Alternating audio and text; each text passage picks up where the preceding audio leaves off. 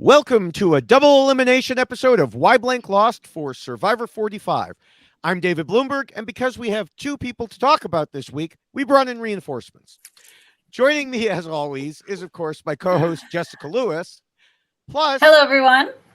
As video viewers can already see, we have a special returning guest, Cassidy Clark, runner-up on Survivor 43, and more recently, a badass on the Challenge USA. Yes, hello. Shucks. Thank you so Cassidy much. Clark. What an intro. Every time I come back on the show, I'm just stacking up my resume. So That's right. Next time I do it, I'll have to have some other accomplishment to have. As it should be. Thank you so much for having me. Thank you. I don't have wine this time, so I won't be pounding the wine, but I think some of the viewers might be a little upset to hear. I know. I figured. Sorry, y'all.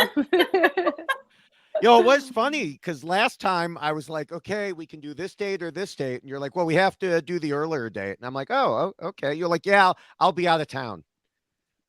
Little did we know. Sneaky. Well, we are glad to have it went you well. back. Yeah, it's weird to look back to that time and have no idea what was going to happen, but it went all right. So that's good. Yeah. That's what these strange reality shows seem to do to us, right? You're like, I don't know what's going to happen, but we're going to try. We're going to see what happens. Who knows? You could be swinging around, kicking people and grabbing stickers off of them or something. You never know what's going to happen.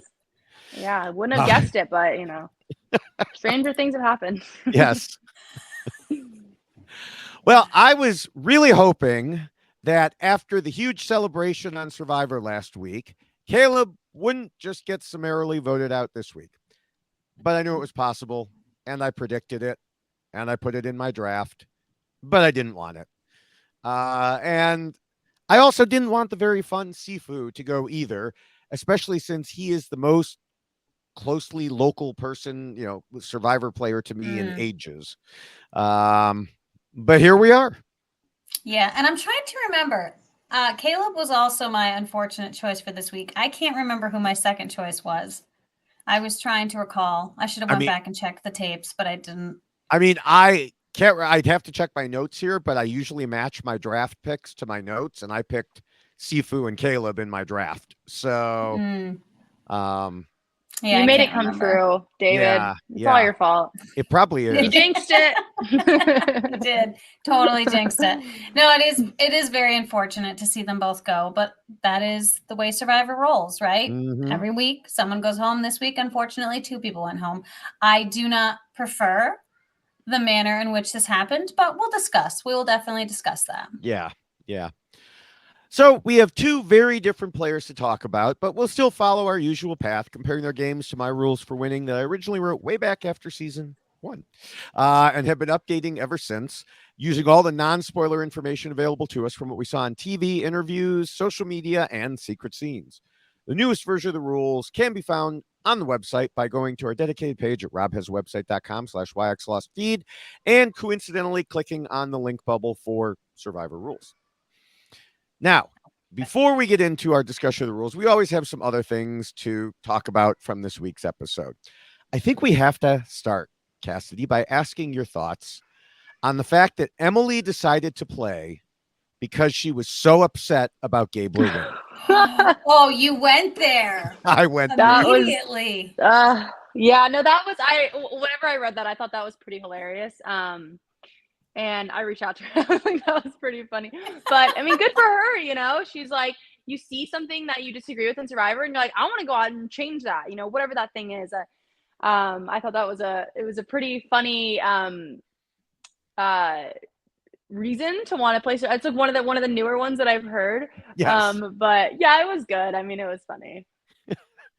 Inspiration can come in, and she's doing. I mean, look, she's doing pretty good for herself. I was a little iffy at the beginning. I was nervous, but it seems like she's kind of getting her footing, and she's managed to dodge a lot of bullets that should have potentially been going her way, just based off of what would happen if she was maybe another player in or the same player in a different season.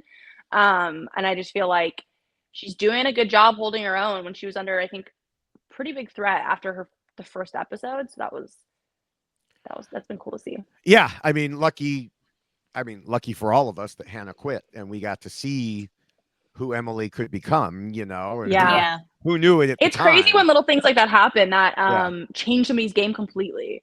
You know, I feel like we've seen that occasionally, and it's really interesting when something like that happens, and then somebody else's game is completely forever changed, and maybe she ends up going and winning. I know. It's kind of like, I think it reminds me of if that does happen, it would remind me of David versus Goliath, where Nick was supposed to be the first boot, and then Pat got hurt on the boat and had to be evac, so they didn't do a vote, and they ended up winning, so. I still, even though it's Nick, and we know Nick now, but you know, I always forget that. I'm like, wait, I still say he probably wouldn't have been the first boot anyway. I know the show portrayed it that way. I see. And there was some debate at the time. I don't remember the details anymore, but I still think that there was an argument to be made that he wouldn't be. But yes, he could have been, like you said, you know, that's and fair. That's fair. I'm just trying to think of what to relate it to. Like if something like that happened.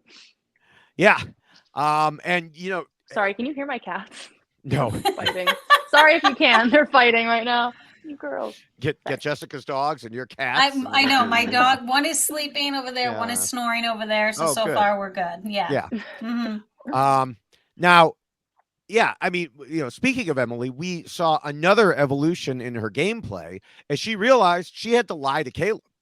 Now, it didn't turn into anything because of the split, but she was telling him that they had the numbers, but then she told us that no, it's time for me to cut him. Which it's incredible that she's the last Lulu player. Yes. Nuts. Yeah, that is wild. I feel like do y'all feel like they intentionally set up like a Matt Singh tribe?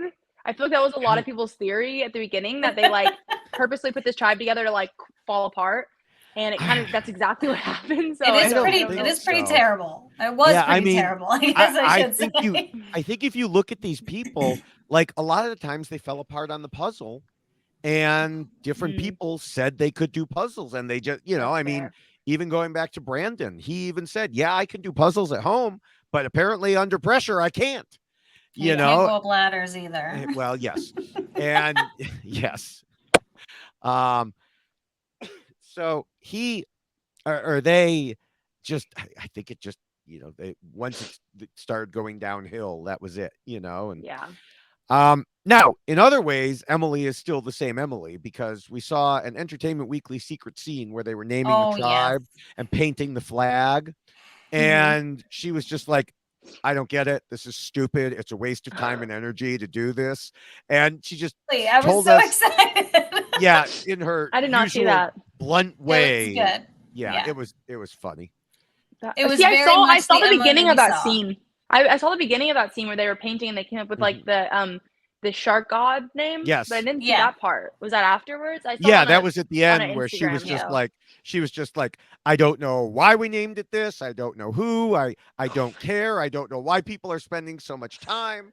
It was hilarious. Yeah, it was such a moment, because it really was like the Emily we saw in episode 1, and we haven't seen that Emily. So I saw it and I was like, oh, thank you for coming back. I'll probably post a clip on TikTok so you can. You definitely should, because that was now Emily that we became in love with immediately when we saw that on the mat. So for sure. Now, of course, we have to go into our regular news update for the Bruce Katurah war. You know, obviously, we will have more to say about Katurah later in terms of her decision in tribal council, but more specifically to the aspect of things between them. And now it's kind of growing, it's expanding.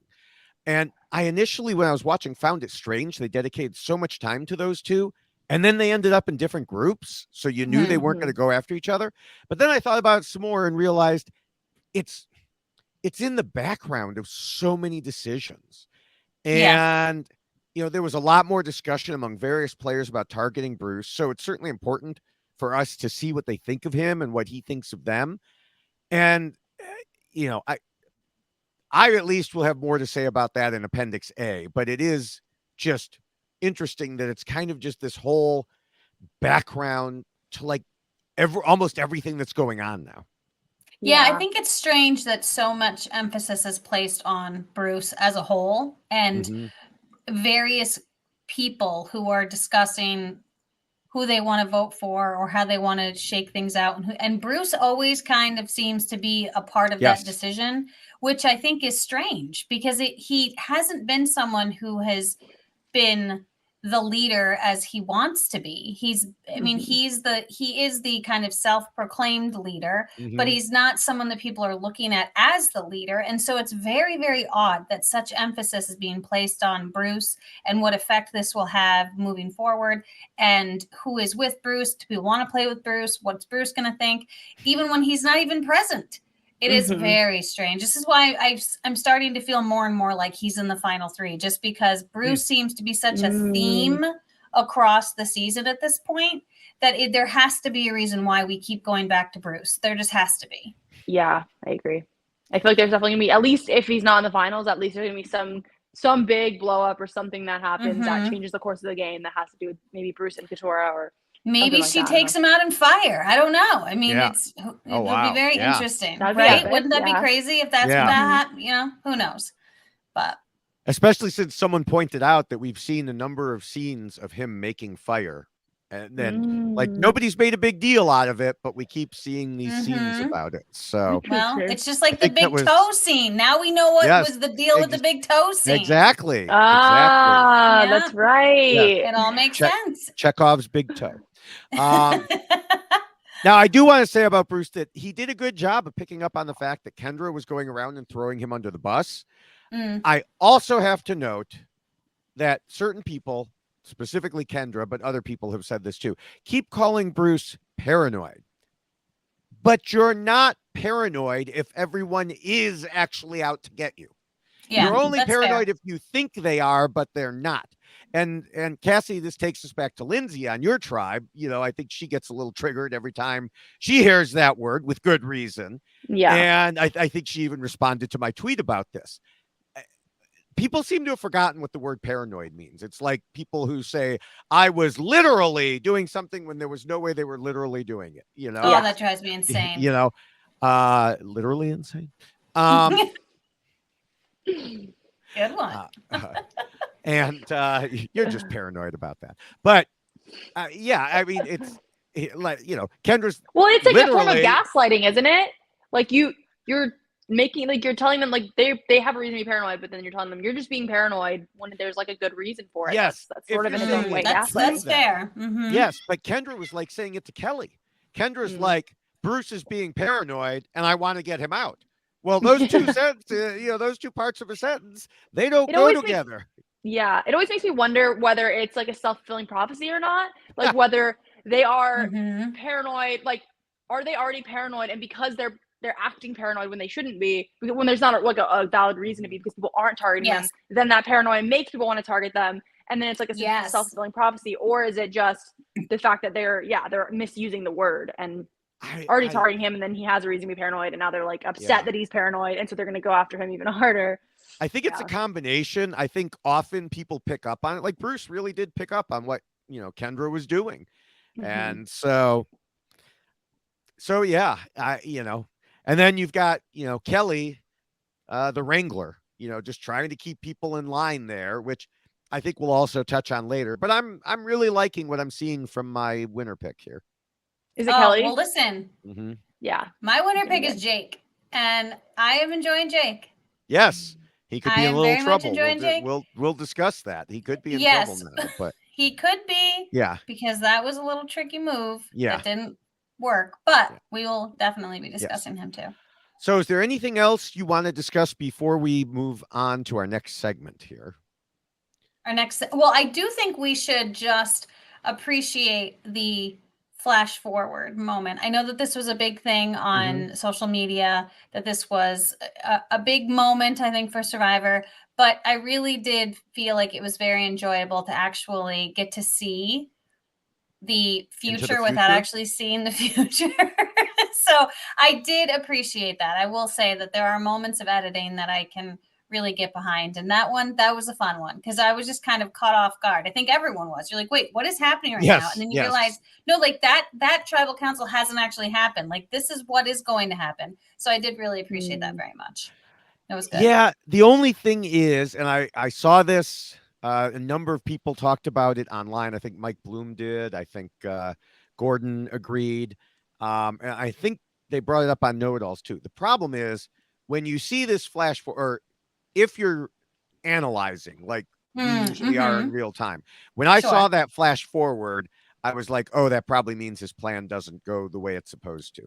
And I don't disagree with that. It does kind of kill that momentum, but at the same time, I can appreciate this dream sequence where like Jake's idea, because it was a little bit crazy. Yes. I can appreciate this like, oh wait, it reminded me very much of like older movies, and like they would do this in like the 80s and 90s where like the guy dreams about getting the girl and like imagines what it would look like. And like that was kind of the feel it had, was like Jake's moment where he was like, this is what's going to happen. And so I can appreciate it just for that component. But as far as kind of giving it away that this wasn't going to work, I could see why that would be pretty clear that we weren't going to get a rock draw, which thank you very much that we did not get a rock draw. Yes. Oh, we'll talk about that too later. Well, in that case, it is time for our Jeff Probst is wrong about blank segment. And unfortunately, we have to yet again return to the same topic of Jeff's unhealthy obsession with Adam Klein. Again. Yes, because he just had to take another shot. And now, even for people who listen to the On Fire podcast, you might miss where he did it. I originally did, so thanks to Dorothy for pointing it out to me.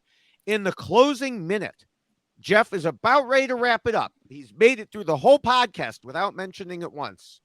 And then he sarcastically says, hey, can we just thank all the casting coaches for really getting Kaleb ready for the show? Really remarkable job. And I may have added a little bit more tone than he did, but not much. And it's another comment. There was no reason for him to make, except he just wants to act like a pissy toddler. It is truly immature. And ironically, this episode of the podcast was called Get a Grip, and he really needs to. I mean, Adam is a super duper fan of Survivor. We know this. Probably is, or at least was, of Jeff Probst. And I was talking about this on Twitter with a couple people, and Kellen pointed out, so much of Adam's life revolved around Survivor, including, like his late mom. And for Jeff to come at him this way, I'm literally out of words, to describe how ridiculous it is. I've used every word that I know. Jeff, just stop it. Yeah, I had a moment today, and I'm not sure why it kind of popped into my head, but Adam did come into my mind, and I just was kind of replaying. I was usually when I'm preparing for the podcast, I find myself going down like a YouTube rabbit hole because all of a sudden other Survivor videos are popping up and things I'm seeing, and there was something about Winners at War, and then I started kind of thinking about Adam and how someone like Adam who grew up loving Survivor and this becoming such a huge component of his existence, not just for himself, but with his whole family.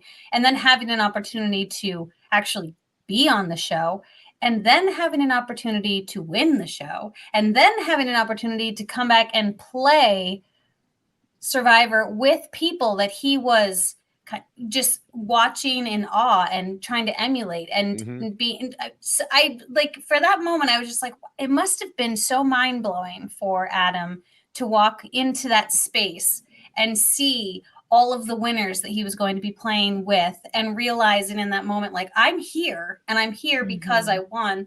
And just, it must have been such an incredible moment for him. And so I do truly feel that it does need to stop. I mean, Adam is a true super fan, loves the show, loves everything about it, has truly centered his life almost around it, and has had some experiences that we can only dream of having. So yeah, I mean, we get it. We understand. People don't agree that he's providing help in the manner that he's providing it for people that want to be on the show, but so be it. I mean, a lot of survivors do things, and people on reality TV go out and try to do things after they've been on whatever show they're on. And that's what people do. So I don't know. I do feel like it's like, we get it. We get it. People might not like it, but Adam is doing what he's going to do. Right. All right. Well, I of course always have more thoughts, but those will be in TikTok, so you can check those out at David Bloomberg TV. But before we see how these two guys did, we do need to mention that the rules we will be discussing come in a shorter and much more colorful version in poster form. So go to robhasawebsite.com/YXLostFeed, scroll down to the poster, click on it, order it, buy it, hang it. And then you can keep scrolling and you can get the poster on a t-shirt and wear it just like me. Look at that.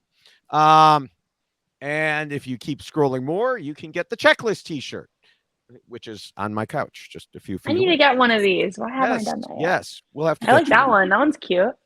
This one or the poster? Yeah, that. Well, they're both cool, but I just like the blue color of the other one. Oh, well, you could get it in any color. Oh yeah, I like that. There are lots of colors. So, okay, yes, there are lots of colors. Cool.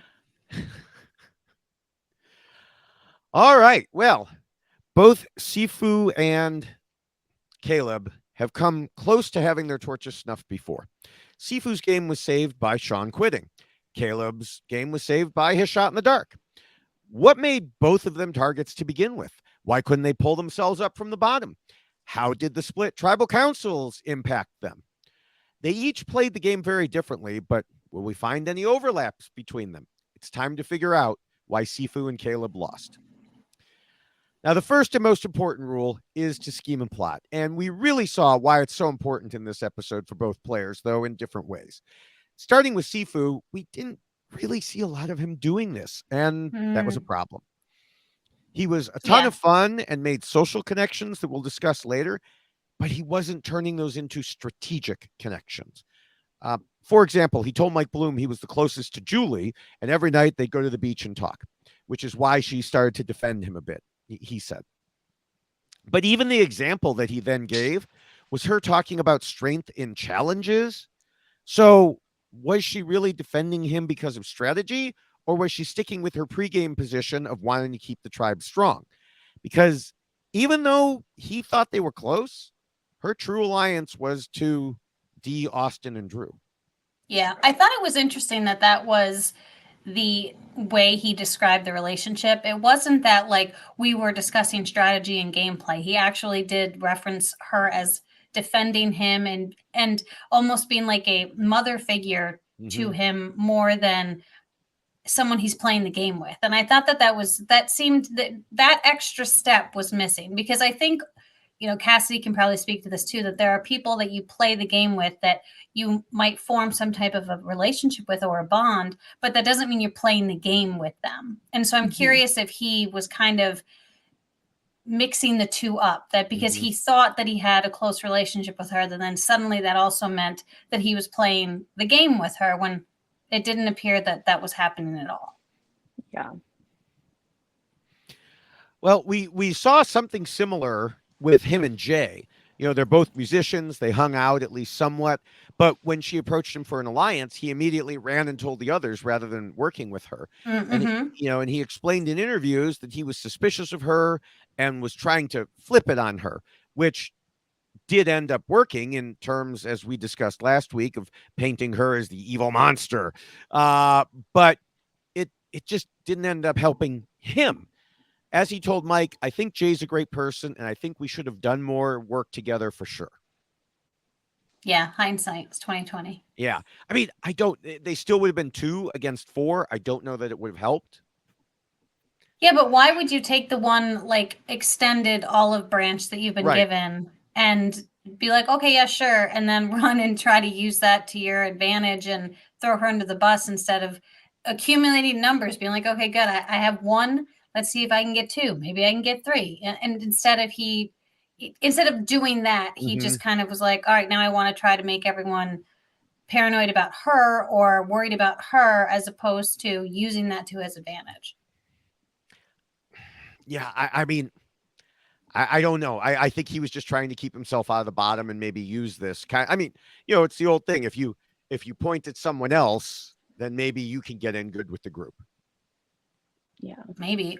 Or you can try to build a group up yourself. You could. It seems like he maybe thought he had Or I think, and it's hard to tell from the editing. And I feel like I've even been a victim of this in certain ways where it's edited one way and I just feel like that was not maybe an accurate portrayal from my experience. But sometimes it feels like with Sefue, he was, he was under the assumption that things were mutually agreed upon with other players, where it was more just what he thought rather than what they, if that makes sense. Yeah. Yeah. One way about it, and it wasn't necessarily what the other people thought as well, but he thought he was like a part of this thing. He was making these moves, and it was maybe more in, I don't want to say in his head, because of course, like, it's not, I don't know what the full experience was like, and we don't see everything, but it did sort of feel that like he was a little out of touch with what was actually going on. Yeah. Versus what he thought was going on, maybe a little bit. Yeah. But I don't want to say for sure, because like I said, the editing can always make it seem one way when it's not necessarily fully accurate. But yeah, I mean, he was on the bottom of his original tribe. Then he was on the bottom of his swap tribe, which was essentially his original tribe plus Sean, who, and then, Sean immediately jumped over him in the hierarchy before he jumped out of the game. And when Merge came, that's not a good sign. You've been on the bottom of every tribe you've been in. And with the split vote, he told Mike, I'm on the beach with people who don't really know or necessarily want to side with me. So there's a lot against me. And that didn't even count Drew, who did know him and didn't want to side with him. Yeah. Sefue tried to get them. So this kind of goes to, maybe gathering a group, maybe not, tried to get them to go against Bruce because he saw the animosity people had for Bruce. But even with that, the original tribe alliances still came into play. He didn't have one, and Bello did, despite their infighting. Yeah, it's kind of a little too late at that point, where when you are at that point in the game and you're trying to determine who's the consensus vote, who can we all kind of get behind. And if you are someone who is coming in from the bottom and trying to wrangle numbers at that point, it's just not going to work for you as well as you necessarily want it to, because you haven't built that base already. There's not that solid base to look towards. And even if people who are in that split half with Sefue are looking at, well, where is Sefue in the entire construct of this merge group? They aren't going to find people that are going to get behind Sefue. So it's one of those situations, again, where, well, if we vote him out and we go back to the beach without Sefue, it isn't going to necessarily upset very many people. So it is also a safe vote as opposed to one that's going to rock the boat and upset people who are not at this tribal council and who are not part of this decision as a whole. Yeah. Yeah. Bruce had Kelly, staying in there and saying, no, we got to stick together. Right. Whereas Sifu's tribe mate, Drew, was like, nah, get rid of him. Right. Yeah. It's Mm-hmm. Very opposite situations. Yes. Now switching to Kaleb, speaking of opposite situations, it's a different one because he was scheming and plotting and, playing the game before the game even started. He was trying to get in good with everyone in pregame Ponderosa and then continued, of course, once it officially started. He was obviously working hard on Lulu. Actually, as it turns out, harder than we knew. He told Mike Bloom that he loved Emily from the moment that she screamed at Bruce on the boat, and he knew that he had to work with her.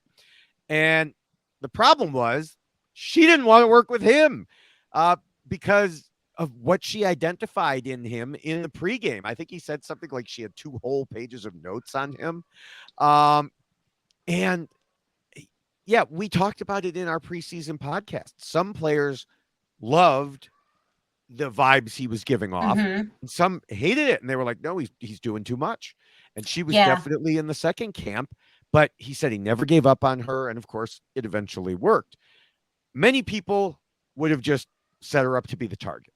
We talked about it at the beginning. She was on the bottom, obviously, but Kaleb told us at the time, a good player is probably going to realize that everyone needs an ally, and Emily doesn't have anybody.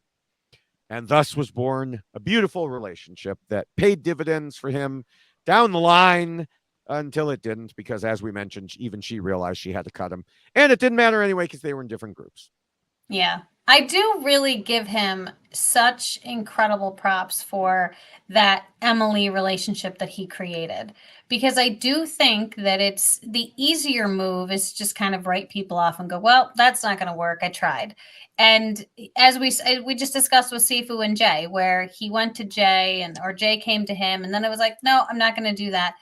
That wasn't the approach that Kaleb took at all. And he really did work with Emily and work on Emily and developing that relationship, which I think is incredible, because she would have been the easy consensus as we all thought she was going to be voted out first. So some people might say it's a waste of time, it's a waste of energy, but clearly it wasn't for Kaleb, because she ended up, as she said, this is not about saving my ass. This is about saving yours. And this is what's happening. And so he really did create a very loyal person in Emily, and may have actually helped Emily make it to the end. It was cool how it looked as though he was like saving her, right? But then it ended up becoming this very mutually beneficial relationship where they both, and I think, on the last episode, did Emily tell Kaleb that everybody was voting for him as well, and that's why he played a shot in the dark? It was, yes. We saw only her, but it turns out that multiple people did tell him that. Oh, but yes. I was going to say, if she was the sole person to tell him in that case as well, then it wasn't only that one time when Sabaya was targeting him, but it was also this other time. But yeah. Now, would he have listened to the other people the same way? Probably, but not necessarily. I think Emily telling him probably held more weight than some of the other people. Yeah. But going back to like when he got swapped away from her, he didn't have her, obviously. He didn't have the Reba people that he had hoped for. So he tried to find cracks and started with Jake, because they'd met doing Sweat versus Savvy at the beginning of the game. And then Bruce and Kelly tried to pull him in, and then Katurah grabbed him. So he was a hot commodity for a while. Yeah. Until Mergatory. And then he just tried to continue his friendly ways. And then we'll get into the second rule about that. But for now, suffice it to say, he and Bruce had very different ideas of what scheming and plotting meant. Yeah, I mentioned last week that I thought Bruce's pushiness actually helped get Kaleb as the nominee. And it does look like that was right, because he told Mike Bloom that Emily set up a meeting of the two of them plus Drew and Austin before the Mergatory challenge, and they agreed not to target each other. He said, it wasn't an alliance per se, but if Bruce hadn't been like a charging bull, they wouldn't have gone after him. But since Bruce did, as Kaleb said, they weren't going to turn away a free lunch. Yeah. I do think that it's fascinating that Kaleb took such a ride with the various groups of individuals that he worked with. He really did know how to work with people depending on the circumstances. And so I think his strategy going into playing Survivor was, I want to be that person. I want to be that likable person that people can trust. But he was just so good at it that it ended up becoming more of a hindrance than a help. And I think that, he's probably realizing that if he plays again, he's got to tone that down a bit, because it really did become very apparent that he was so good at working a room, and he was so good at working the people that, Bruce noticed it, and Bruce was pointing it out to everyone, like, really?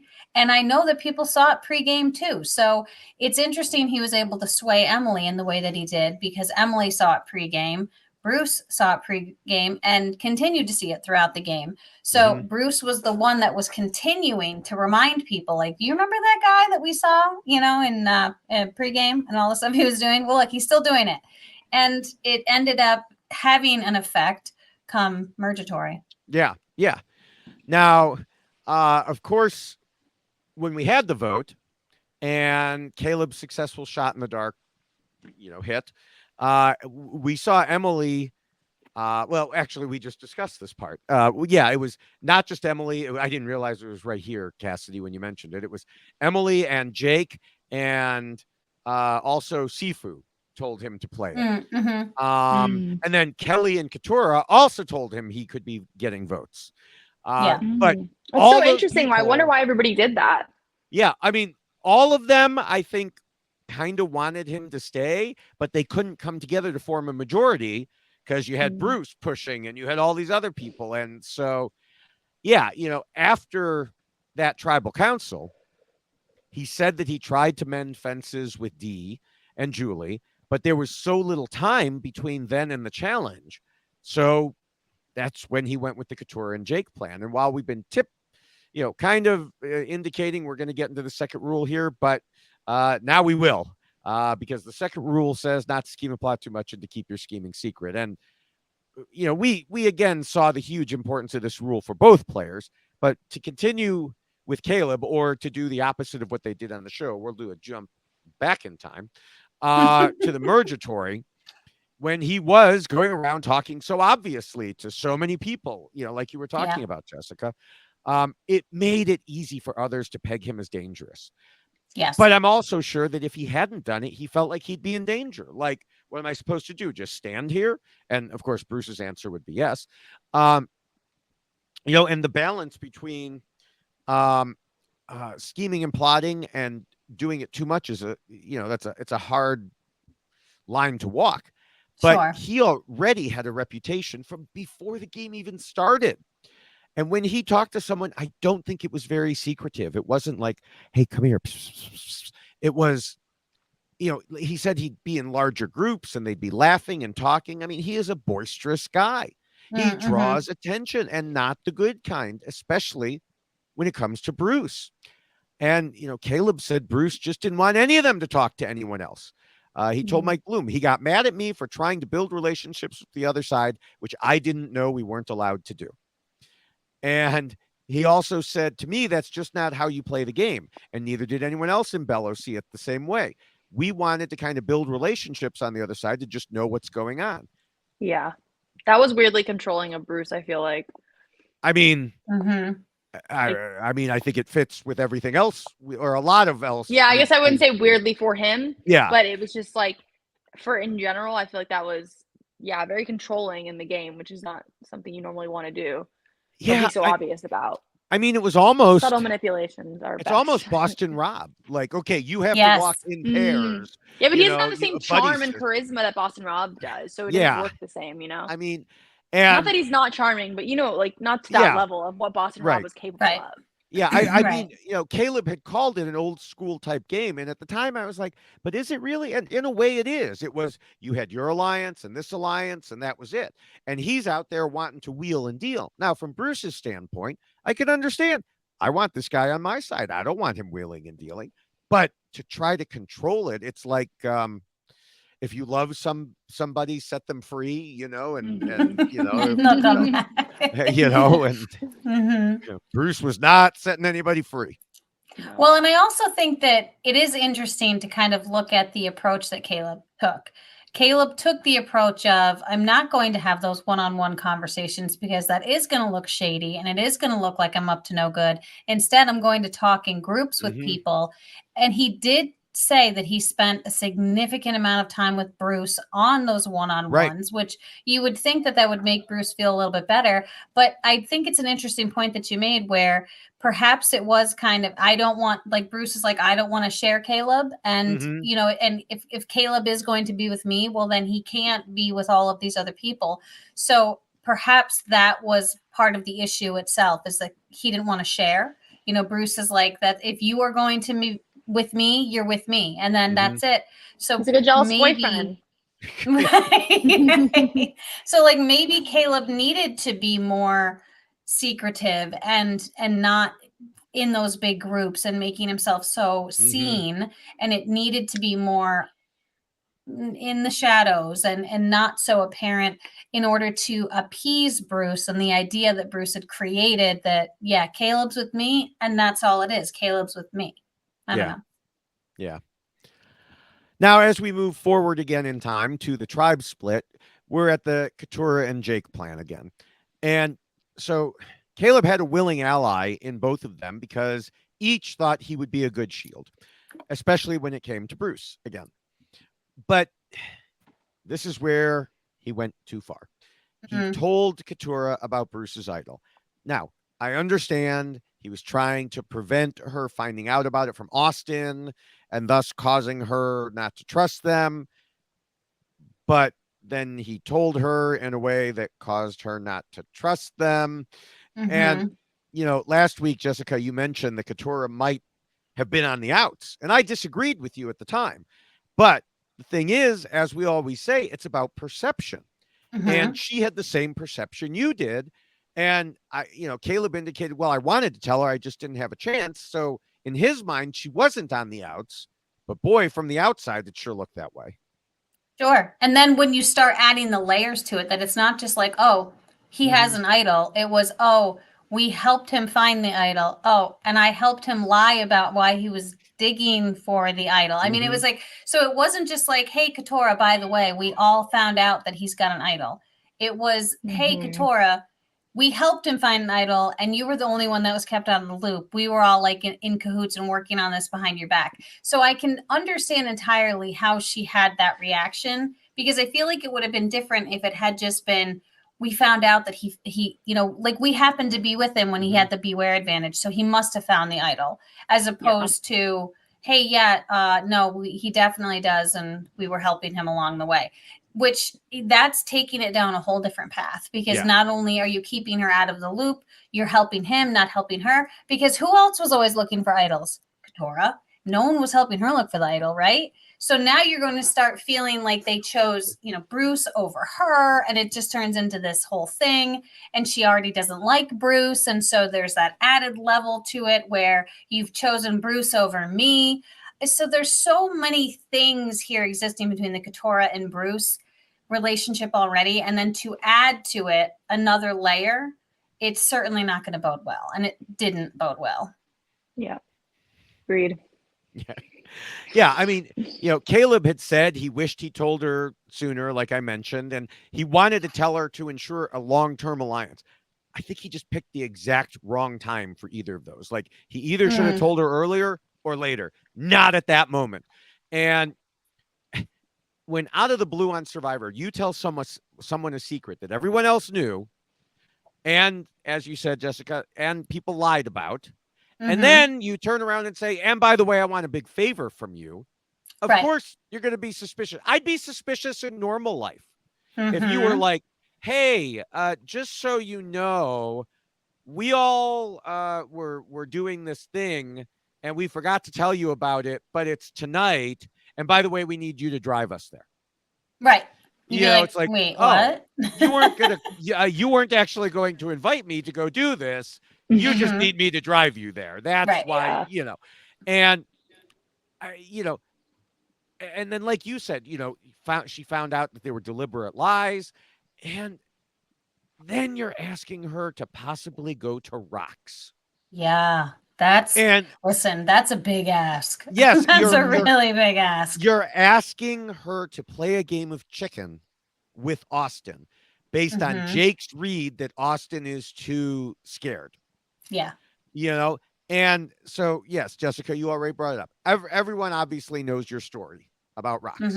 Yep. Now, I suspect I know your answer here, but what would you say is the biggest difference between your situation and the one they were asking Katurah to put herself into? Oh, the lines were clearly drawn. I'm 100% very clear. You were on this side, you were on that side, and that was it. And anyone who was going to try to shimmy back and forth was done for. And I was in the worst position as right. But I was in the worst position as far as the other group was concerned, as that we can cut bait with her, like she doesn't matter. And so I think in Katurah's world, the other part too, that the added layer is the fact that this was split, right? So also in my season, everyone was sitting there. So we had the entire tribe. So you knew exactly where everyone was at that very moment. Whereas here you had two different groups, and you have some of Katurah's people who are, potentially in the other 6. And then you have the people that she's been forming a relationship here, but hasn't formed a relationship with them that long, because Kaleb and Jake are a little bit more of a new group for her. And so I feel like there's so many things up in the air and so many what ifs and maybes and could be's, and no one has really actually committed themselves necessarily to being in a distinct group, that I feel like she thought, well, there's a little more room here. And also, we all just voted for Kaleb. So, again, are people going to look at me and be like, why did you do that? Because they're all going to agree, well, Kaleb was a huge threat and we all voted for him last time. And so I can understand why he would be the target of this particular vote. So, I think that for her, there was more of an ability to move about wherever she's going to be, as opposed to with my season, it was like this group, that group, and that was it. And you had to pick a side. Do you guys think that if he hadn't told her about the Bruce thing, that she was going to do the split vote? Or I mean, it's still a big would have ask. been the same outcome. It's still a big ask. I think she'd have been more likely to, because then she would have felt like she was a part of what they were doing, rather than just brought in to be, possibly a sacrificial number. So, I mean, it's hard to say. I based on what we saw, she was debating, and I think that might have been enough to tip her one way or the other. Yeah, I agree. I think there's a chance that she might have gone along with it, but that adding that layer to it just made her feel like this is not the group that I need to commit myself with at that point. Yeah. And now, one thing Kaleb said in his interviews was that he treated Katurah the same way he had treated Emily, because he saw her as someone at the bottom of the tribe. But they are very different people who had very different experiences in the game. Plus, I think they just think differently overall, because Kaleb noted that Emily likes to work with facts and figures. Now, I know Emily is a financial analyst, not an engineer. But in this way, I would say they're very similar: facts and figures, numbers.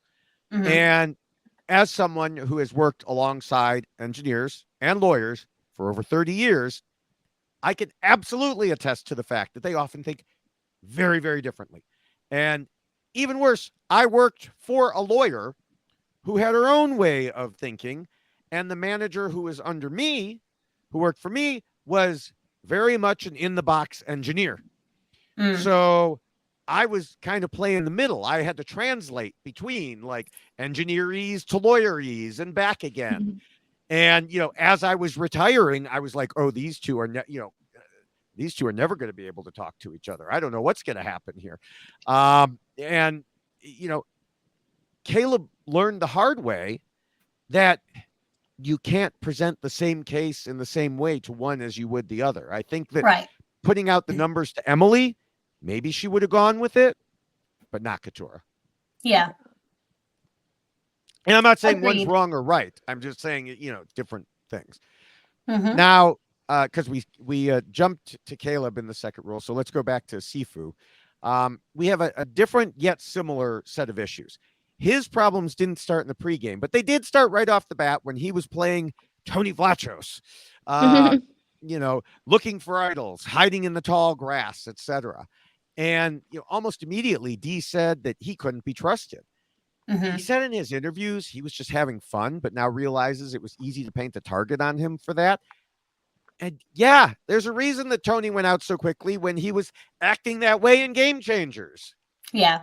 Oh, yeah. And I feel like Sefue really wanted to put all of himself into this game. Oh, yeah. And really wanted to experience every moment and have fun, but didn't realize the effect that doing things like that could have on his game. So it was like, oh, this will be great. I'll hide in the bushes and I'll listen in and I'll be a little sneaky.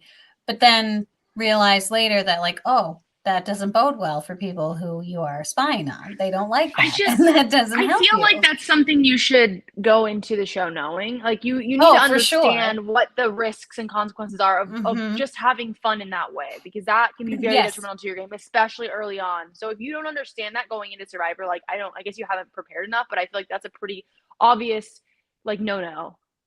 You know what I mean? That's like yes. Yeah, it's kind of like in Big Brother.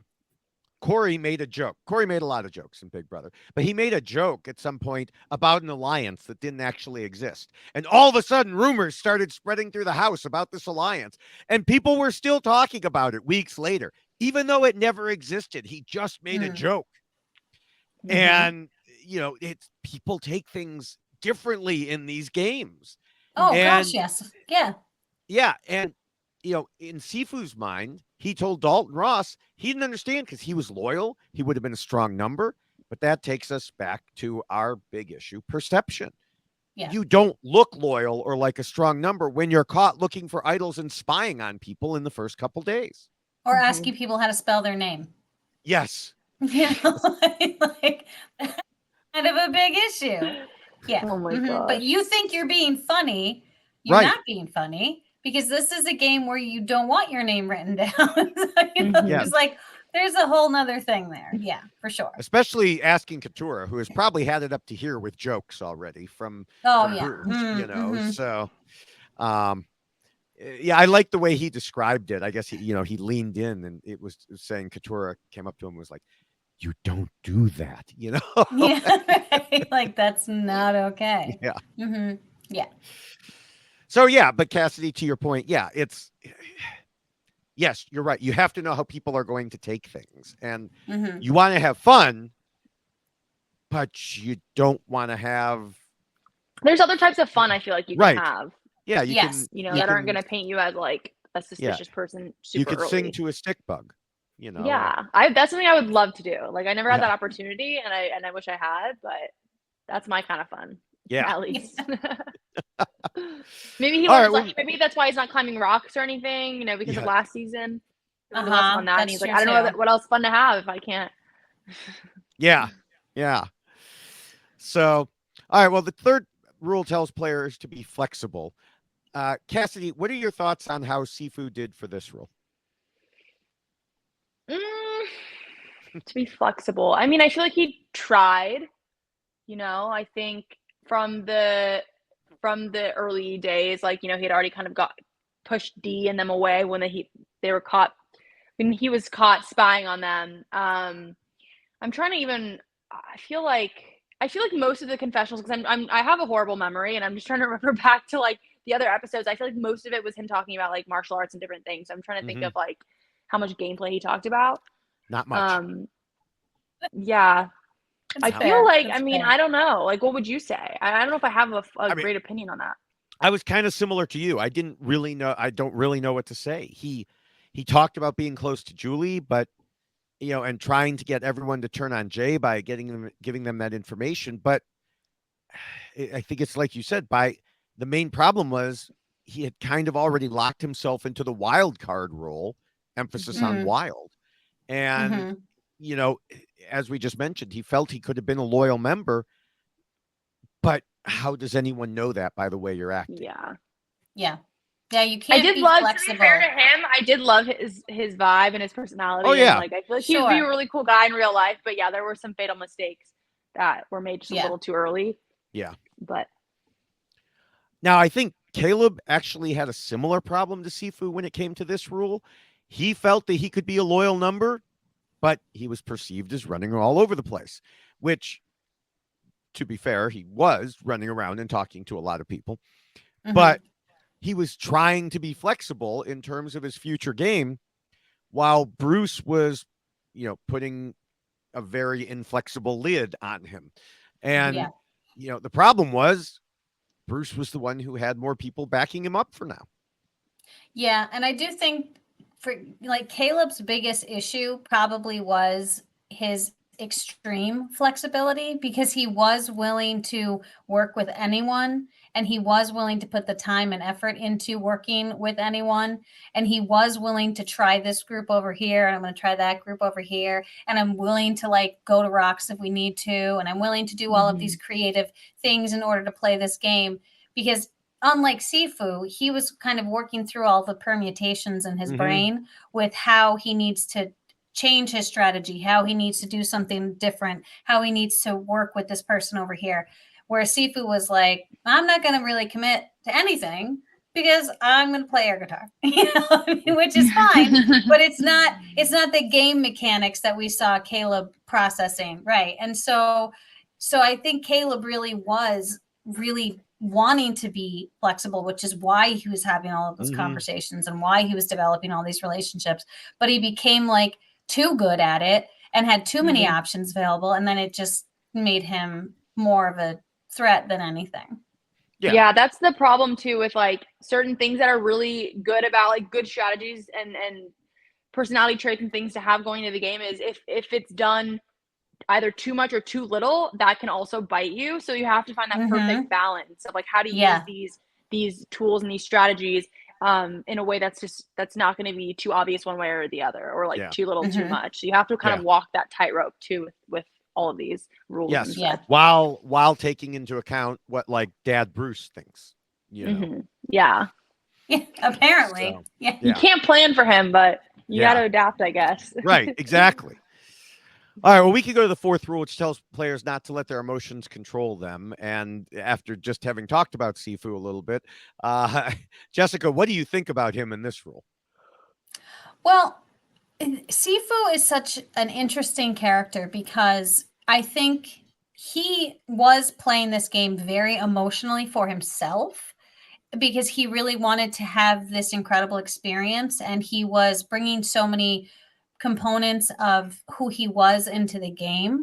But because he was doing that, I think he was forgetting about the game as well. So I don't know if it was necessarily making emotional decisions so much as just being, I don't really want to say like it's one with nature, but I feel like that's really what he was trying to develop while he was out there was having an experience. He seemed to dislike nature a lot. He kept punching the trees. So and that is true too. Is this Sefue or Kaleb that we're talking about? Sefue, yeah. Okay. So I do feel like his decisions were not necessarily emotional, but that his entire game really came from an emotional place. So I do feel like he took things a little bit more. It affected him a little bit more, like when Sifu's name came up and who voted Sefue, and and that was, and of course that's going to happen in this game when someone votes for you, but I feel like it came from a different place with Sefue where it was more personal as opposed to game, because he just didn't seem to be in the game mechanics of it, if that makes sense. So he's just kind of this very interesting character who I think was coming at the game from a very different place than someone like Kaleb, who is coming at it from strategy, game, and that was the basis for the decisions, where Sefue, things did feel a little more personal, I think. Yeah. I mean, it just feels like he's a big ball of energy, emotional energy all the time. And I don't think emotions interfered in like voting, but they led him down the path of getting there because, I think him coming in and running around, that was all, I want to have fun, and that's great. But, Cassidy, you said it. You got to remember you're playing Survivor, and people are going to, look at you, and, he may think it was just a laugh, but it put a target on him for other people. Yeah, I think I made this mistake maybe once or twice in the game of assuming that my intentions were clear about certain things, and you realize like they're not. People see the world in a completely different way, and so you have to consider that like somebody like looking at it from an objective standpoint, like are your intentions going to be that clear, or could they be up for interpretation? And maybe he didn't realize, he thought, oh, like I just feel this way so obviously other people must understand that these are my real intentions and not, but it doesn't come off to people that way a lot of the time, especially in a highly suspicious game where everybody's looking at everybody and everybody's looking to put a target on somebody else, looking for them to slip up so they can throw them under the bus so that they're not next. And so you have to make sure that like and consider that your intentions may be read differently too, it may not be as obvious. And I think somebody who like me, I wouldn't say I played emotionally, but like I feel in tune with my emotions, and I didn't push them completely away. I didn't play a completely logical game, and I feel like that was something that I had to consider a lot. Like, I know my intentions are good here, or they're this way, but I can't count on other people to see it that way all the time. If that makes sense. Yeah. Like you feel like other people are going to pick up on the vibes or something, and a lot of times they don't. Yeah. So then some people don't even believe in vibes. Yeah. So then, Cassie, how do you think Kaleb did in this rule? In this rule, like about being flexible? Yeah. Yeah. No, emotional. Emotional. Sorry. Oh, emotional. Oh, yeah. I think he did a good job of managing his emotions. I think he played a very good social game, but also there, like I was referring to with the flexibility with your social game, you also have to be careful because yes, it's great to have a good social game, but if it becomes too obvious to everybody else that you have such a good social game, then that puts a huge target on your back.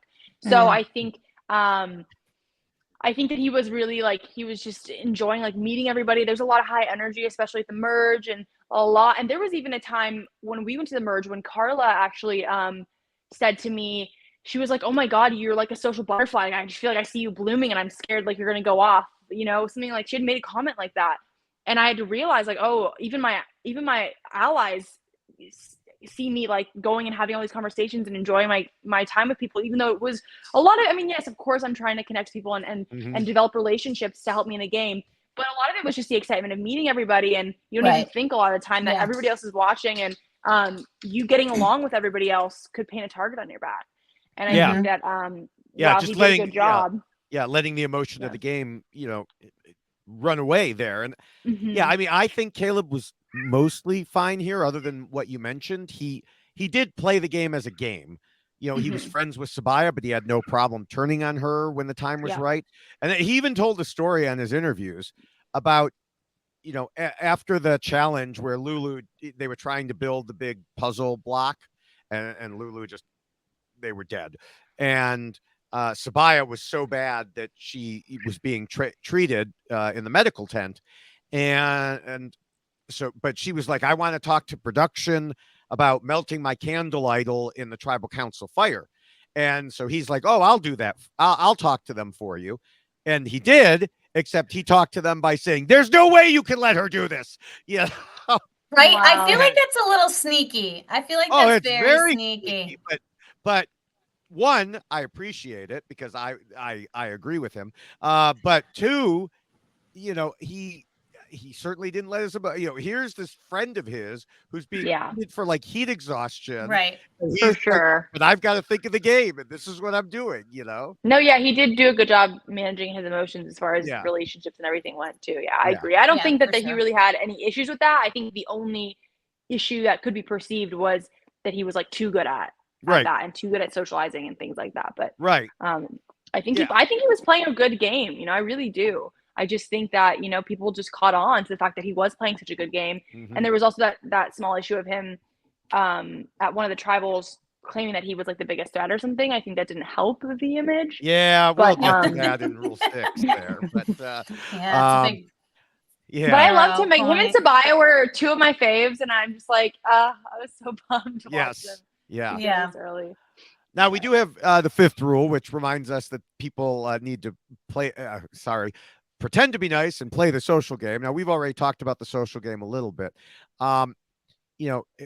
Going back to Sefue, I don't think he needed to pretend to be nice because he just is nice. He told Mike Bloom, what you see is what you get. I'm crazy. I'm fun. I just pull that energeticness out because I always believe that everybody should be able to pull from the inner child and just enjoy the moment. And that's great. But we've already talked about that. You got to turn it into something game related. And, it goes back again to he was close to Julie, but she was willing to vote him out. So it doesn't matter how close you are if they're willing to vote you out. So he could be as fun as he wanted, but when it came down to it, he didn't have anyone on his side. And honestly, I don't think it would have mattered how the tribe was split. If he and Kaleb were in different groups, he was always going to be the easy target. And even if Kaleb was there, I think there were many splits that would have turned out poorly for Sefue. Yeah. I think it's one thing to be likable, but it's another thing to take that likability to the next level where you turn that into loyalty and you turn that into part of your game. So Sefue was a very likable person, very nice person. People enjoyed him, but the wild card. There was always a component to Sifu's presentation of himself that made people a little bit nervous. And so that's where he seemed to be lacking in that social component, where you have to be able to build something from that initial, like, oh, I like you. I would like to get to know you more. And then you kind of, it's almost like dating, right? Where you have to, like, you make that initial decision. You're like, I think I like this person. Will I go on a second date with them? And I think with Sefue, they were like, I like Sefue, but that's it.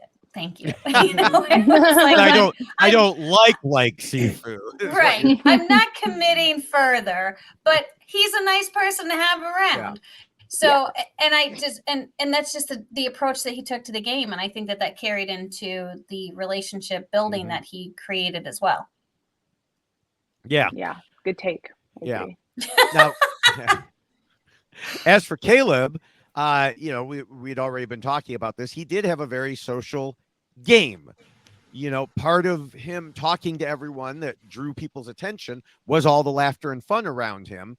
You know, going back a few weeks, Brandon told Gordon Holmes that Kaleb is amazing with people. And again, we saw that in the pregame, even before they were allowed to talk. He said himself in episode 5, my superpower is getting people to work with me and to build trust. It just would have been a lot better if he toned it down, or if Bruce wasn't so Brucey. Yeah. Now, Kaleb is the guy that you go on the second date with, and then the third date. You know, that's the kind of person that Kaleb was, and and he is the person everybody talked about pregame. Right. But the problem is when you realize he's going on dates with a lot of other people too. Everyone. Like, oh. That's where it gets to be problematic. Everyone wants to date Kaleb. And then people get a little jealous, and it turns into a problem, as we saw with Bruce getting very jealous. So, yeah. And, you know, Kaleb even told Dalton Ross that before Bruce turned on him at the Mergatory, he felt like Bruce's bitch for 4 days, doing everything he asked and never giving him any back talk. That's so funny. And, you know, they traded personal stories. So he was dating Bruce there, apparently, you know, and was, you know, doing the chores for Bruce and everything else.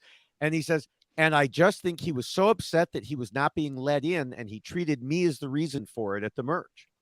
And so, it's that, you know, was it the jealousy factor? Was it just that, you know, he didn't trust him when, you know, he had Kaleb, and then Kaleb was going out to, you know, see other people?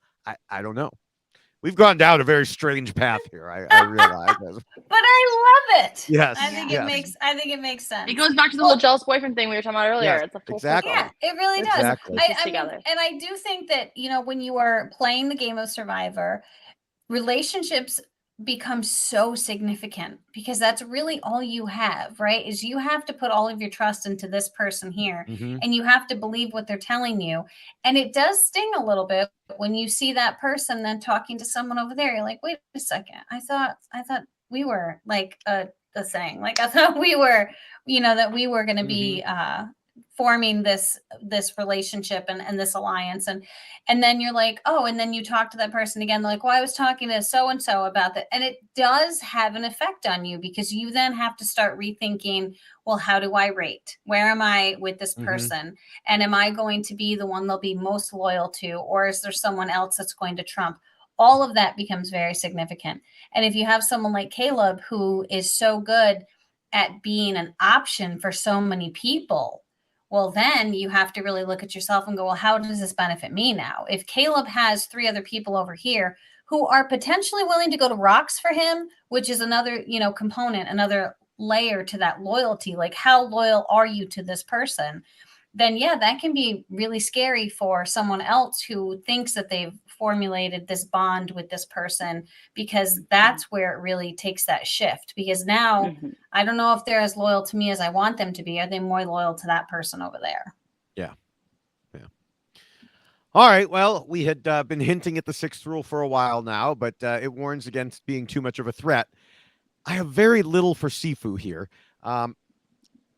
I think he was considered a threat in simple terms, that he was a wild card and not aligned with anyone. But I don't know. Beyond that, Cassidy, do you have any thoughts on him here? Yeah, no, I think the same. I think potentially people could have seen him as a somewhat of a physical threat going into the merge for the individual challenges, but I don't I don't know. I don't think that was a huge part of the decision making when voting him out. So I don't know if it even matters. Yeah.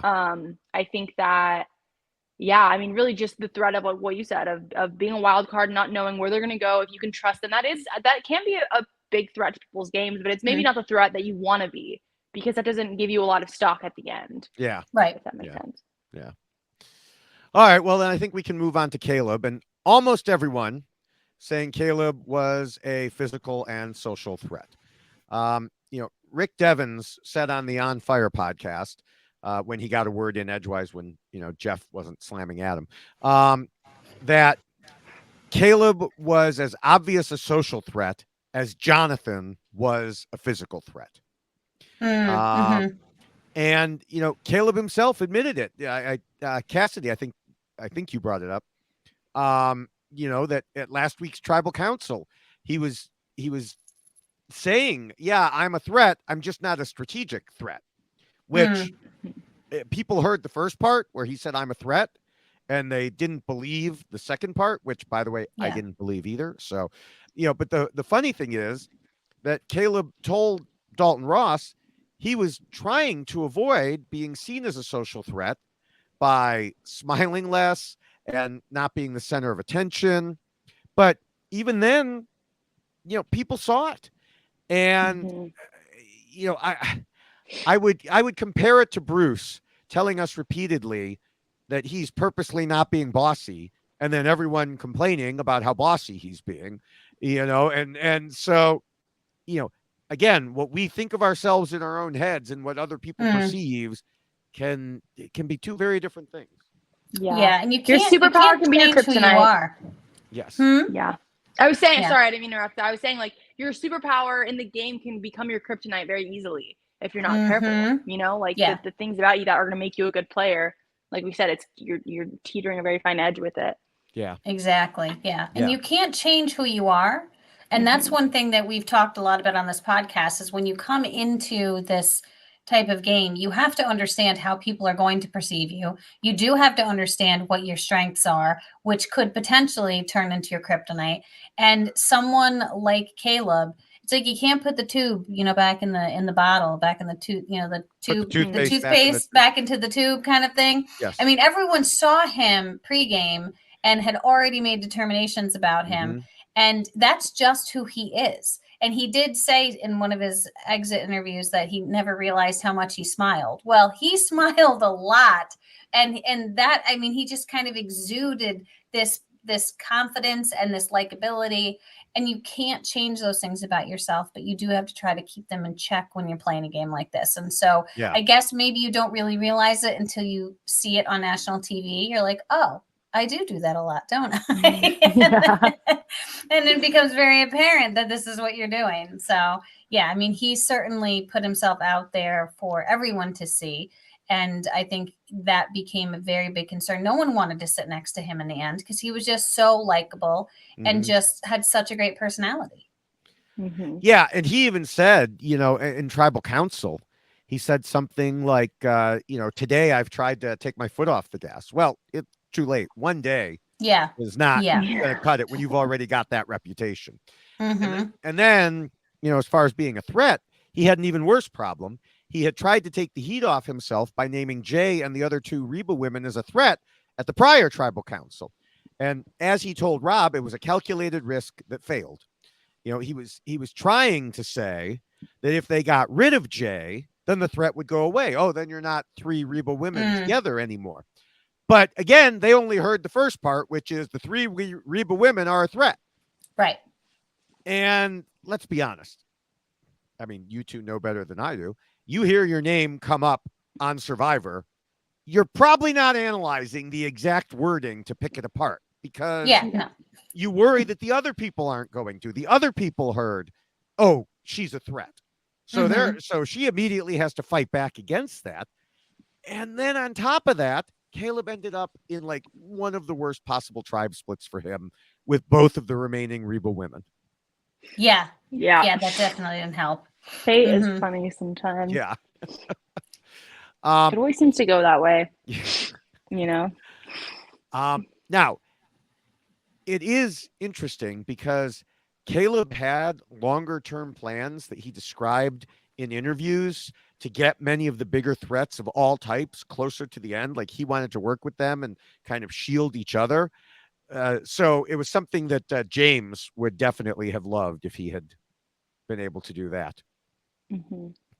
He Bring all the frequently has threats together. Yes, he frequently has discussions about getting the threats to the end. Yeah, All I right. don't know if we're ever going to see that actually happen. It'll be interesting, though. I mean, one day we might, but it just requires so much trust. Are you That's referring the to James problem. for my season? Yes, sorry. Wanting yes. to take the big Yes. threats to the end. Yeah. Yeah, he always wants It's just to a risky, do it's a that. very risky move, you know? Yeah. Those people don't, maybe are not, I don't want to say, because I don't know, like, it's only bravery if you win against those people, but if you don't, then you look like an idiot. So it's about, like, are you... He has talked about it as shields for each other. And the problem is, we have seen this many times before. You fire off a shot, you knock out the first, strong threat, and then the row of dominoes goes. Mm-hmm. And it's always a question of when it's, when it's too soon, when it's too late. But the problem is, if you want to move forward with other threats, other shields, you all have to trust each other. And that almost never happens because everybody is always, pointing. I mean, we've seen this, I don't know how many times. It's like, well, I know that they're going to come after me. I don't know when, but whenever it is, I have to be one step ahead of them and vote them out before they vote me out. And so everybody's trying to kind of one up each other. And so that's why it's so hard that I don't know that it'll happen. Yeah. I know. It's a nice idea, I guess. Yeah. So the 7th rule we can move on to covers idols and advantages in game mechanics. And we can start with Kaleb in this case instead of Sefue, because he, of course, played the shot in the dark to save himself last week. But once that was gone, the only idol-related issue is Bruce's, and we already discussed that in the 2nd rule. So I don't really have anything else here. Yeah, but just the shot in the dark, that was impressive. That was definitely impressive. Oh, yeah. That was that cool. That's why it's a bummer that he went home the next episode, because it would have been an epic like saga of like, how he was able to kind of get farther in the game, especially after like, a big thing like that. It's always sad for such a big moment to kind of come to crashing an end so down. quickly. Yeah, it just deflated. It took the air out of the moment completely. Yeah. And one thing I will say though about the idols and advantages thing, I was actually kind of impressed that they believed Sefue about a couple episodes ago about the idol. Idol? Yeah, that's right. They believed him, didn't they? I thought it seemed like obvious that he was. I don't understand it. I agree because, he made a fake idol. He told people he had an idol. He told everybody he had an idol. Yeah, it's. I don't know why anyone on Reba would believe that he had an idol, because they knew where the real idol was. Yeah. And so, I mean, yes, I know these days there can be an idol under every rock, but I don't think Survivor has ever put 2 idols on the same starting beach, as far as I can remember. Yeah. And because props to him for convincing them of Survivor. I know, it's just. I guess it's better safe than sorry for them in their mind, but at the same time, I don't know. Like I guess it's just props to him for making it believable enough. Right. Yeah. Believed him. Yeah. And then it seemed like he was like forcing it, like, well, I have this, like, and when people are like that, you're usually like, you're like pushing it a little too hard, and it feels suspicious. But the fact that he managed to convince him, I don't know. Yeah. And, but then, of course, the further problem for him was we heard from Drew on the show saying he didn't bring his bag to tribal council to the challenge, and therefore didn't have it with him at tribal council. And Sefue revealed in interviews that the same had happened to him. So he didn't even have his fake idol or his shot in the dark. Why don't people bring their bags? I brought my bag everywhere. Every week. Everywhere. Yep. That's just crazy. All the time. I don't know. I know that know what's gonna happen. You gotta have it. Yeah. Yeah. I don't know. It's apparently it's a according nuisance to carry around, but it's like worth it. I mean, apparently Dalton said that they went out to film the week before the episode where the same thing happened to Matt last season. Oh, yeah. happened. So they didn't see that, so they didn't have it fresh in their minds. And I guess in previous seasons, so probably like even yours, Jessica, some of the other players have been saying, they always told us before every challenge, bring your shoes, bring your water, bring your bag, or something to that effect. Yeah. And now apparently they've changed it. And Cassidy, you could speak to this because some of the new era players spoke up and said, well, now they just basically say, bring your stuff or bring whatever you need. Yeah. I feel like they did. I feel like they don't. Yeah. I feel like they did say that. Just, they didn't like force us to bring anything we didn't want to bring. Yeah. But there were, they were still around and watching my season and the season before or I think 42 had this, maybe not, but where the tribes split up and then one of the tribes did not go back to their beach. But that happened in my season. So that's still something to consider in this vote. When this vote rolls around, if the format's going to be the same, that you may end up on a different beach before you go to tribal, and you may not have that chance. Because like a lot of times when you go to the challenges, you're assuming I'm going to come back to camp before I go to tribal, and then I'll be able to get my bag. But especially around this time, when right after you merge, I think it's just important to consider for future players that you never know. Like, there's always a chance you might end up on an old beach, and if you don't have your stuff and you have something valuable, like you have an idol or something you need, like you want to make sure you have that on you. Yeah, exactly. Because you just So Sefue indicated if he had his bag, he would have tried to do something with the fake idol. But the problem is, as we talked about, people didn't really know what to believe about him, but they knew Bruce had a real idol. So I just don't think it would have changed anything, because who else were they going to vote for? He also did mention playing a shot in the dark too. Yeah. I mean, so we could have had another shot in the dark moment. And then, that would have been interesting. So they would have, so let's play this out here. So he plays a shot in the dark. It's successful. He doesn't vote for anyone. They all vote for Sefue. So they have to revote again. Are they going to use this opportunity to vote Bruce because you can't play your idol anymore? Yes. Oh, you can't play your idol anymore? Well, they said before, because Jeff said when Kaleb's was, he said on a revote, you can't play a shot in the dark again. I'm presuming, I believe that you can only play your idol at the one time when he announces it also, not afterwards. So they could have easily looked at each other and been like, well, now is the perfect time to take out Bruce then. Yeah. Say Bruce did have his idol or was allowed to play his idol and he did, then who would have gone home? Would they have had to revote again, or would the person Bruce voted for? It would have been the person to pick, Bruce I guess. For, yeah. Which I'm wondering, was Katurah on this? Would have been able to vote. No, Katurah was on the other one. It would have probably been Drew. Which a big part of a lot of people are like, why weren't you voting out Drew anyway? But Drew still had something of a relationship with Kendra, I think. So that's why. Gotcha. All right, well, we can move into Appendix A, which is about the tribe keeping their end goals in mind when voting. And we talk about voting out the weak, then the strong, then the weak, then the strong. At this point in the game, at the merge, it's usually a wise idea to start picking off some strong opposition. Unless, of course, as we discussed, you feel that you need them as a shield. And indeed, that was Kaleb's thought, keeping those shields around. But as he told Dalton, it just turns out that most of the shields wanted to take me out of the game. And I can't tell you why.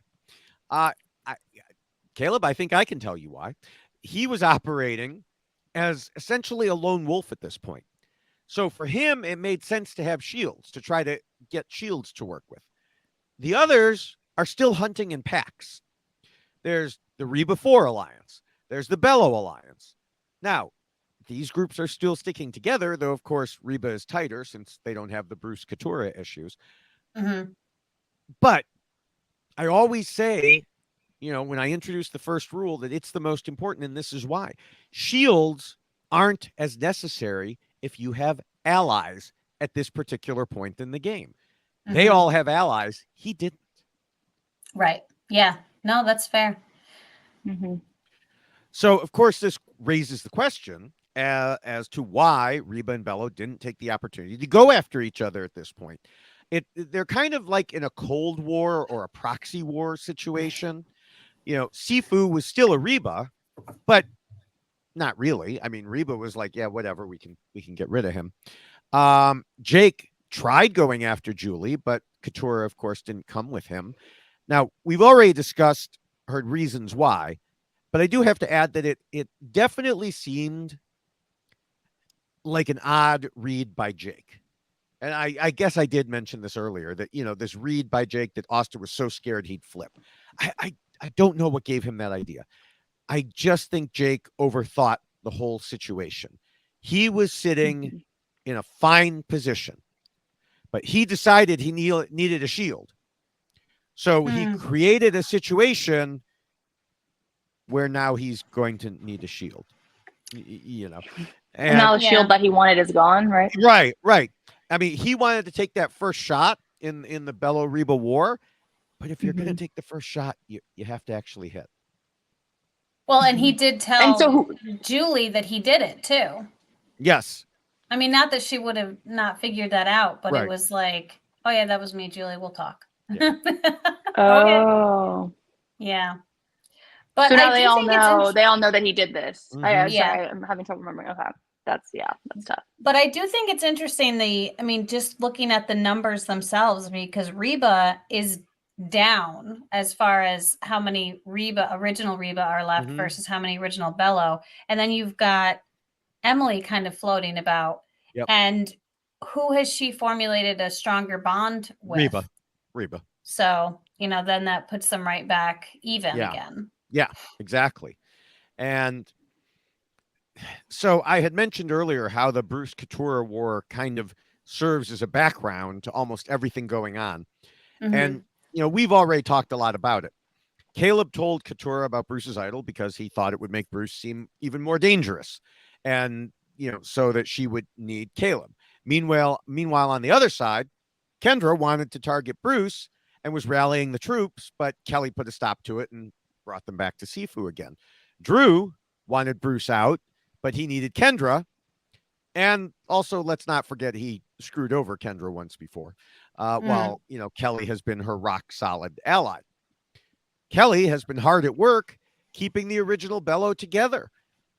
She's kept Kendra from going after Bruce, Katurah from going after Bruce from going after anyone else. And so even though she knows and said to us several times that Bruce is unreliable and emotional, he keeps telling her that she's his number one, which for now makes him valuable to her. So, that circled it back. I mean, she was really the deciding factor here, and that made the Sefue vote better in her eyes. Yeah. No, it'll be interesting to see how this all plays out. I mean, I do think that Jake has certainly put himself in a very tough spot with this plan that he came up with.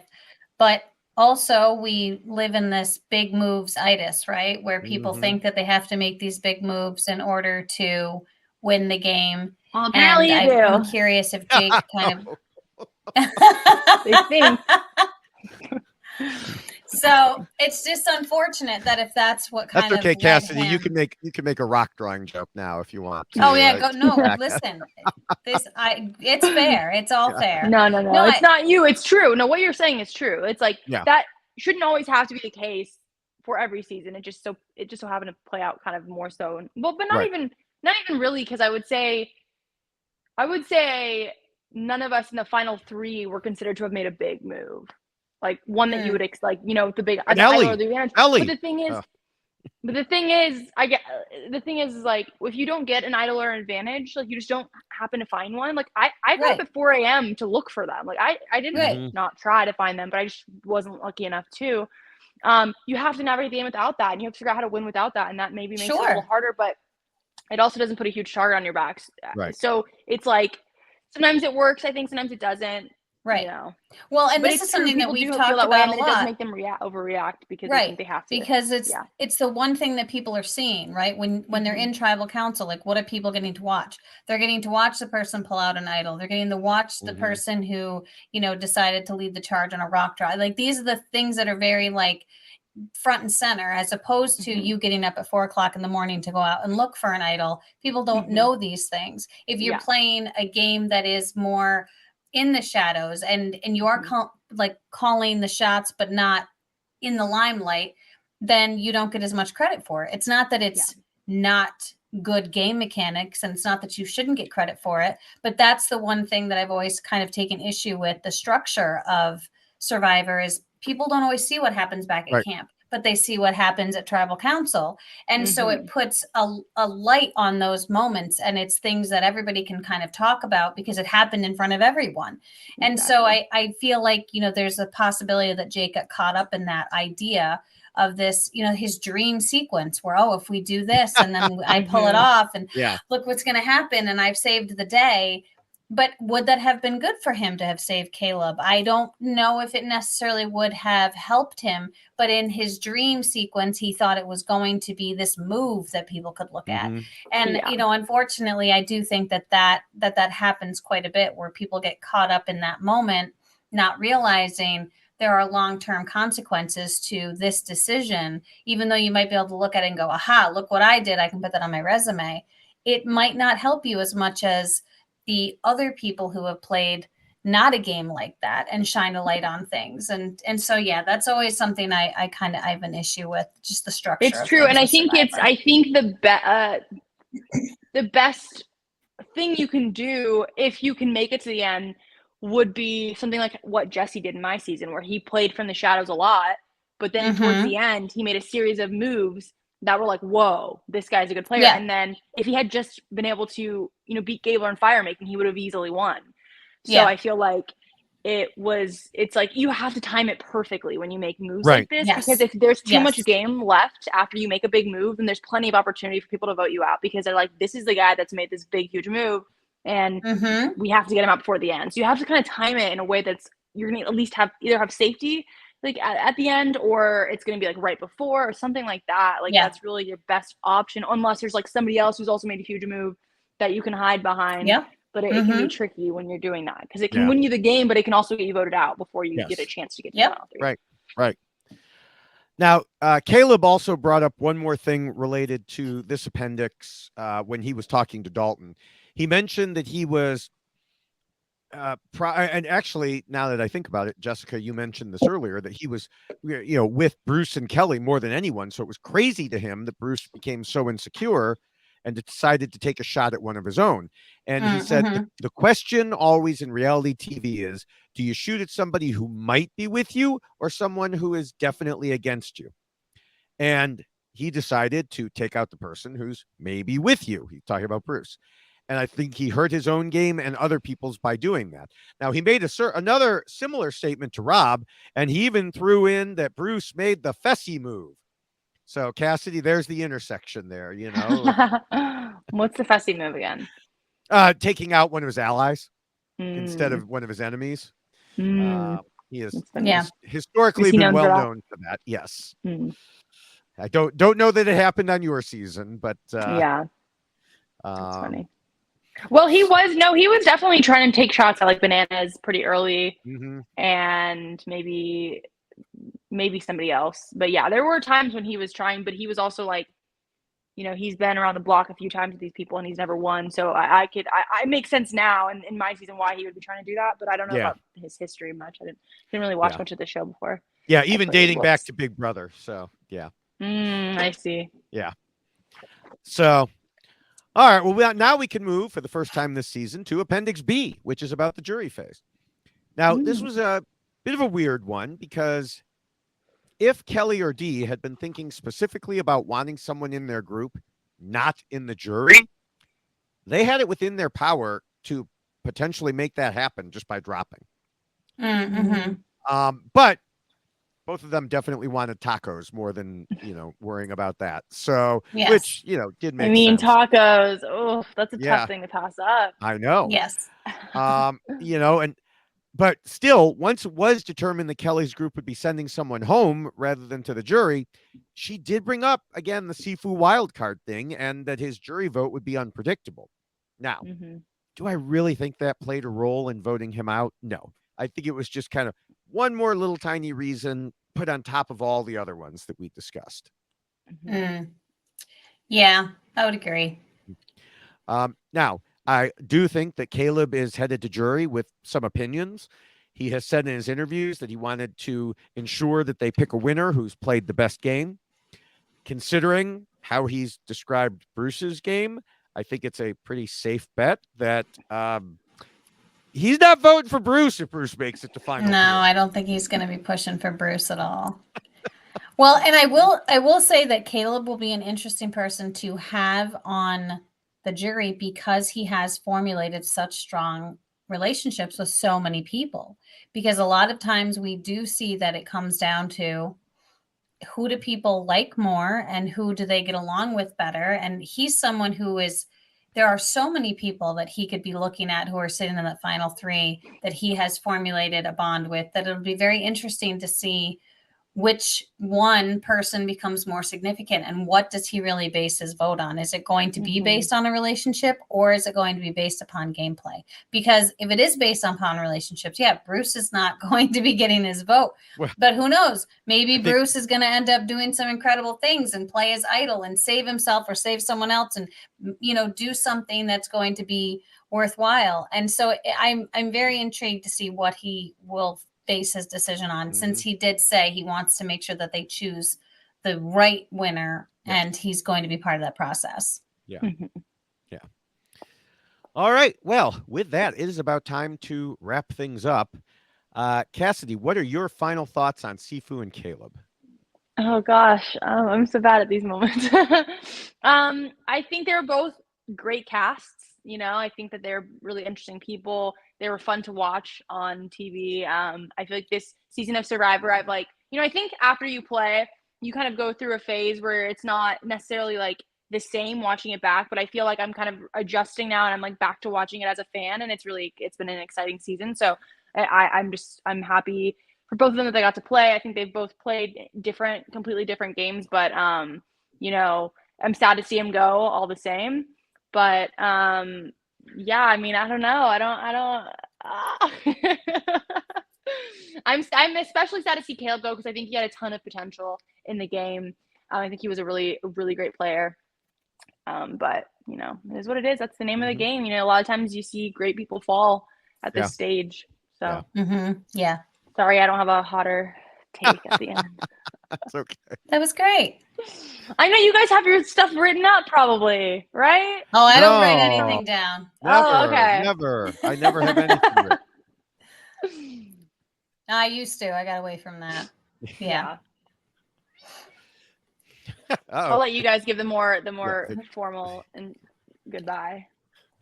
Well, Jessica, all right, shall I give my final thoughts? Yes. Well, Jessica feels like Sefue probably needed to play less time playing air guitar, and Jessica thinks that Sefue shouldn't have been referring to himself in first person every time Sefue spoke about himself.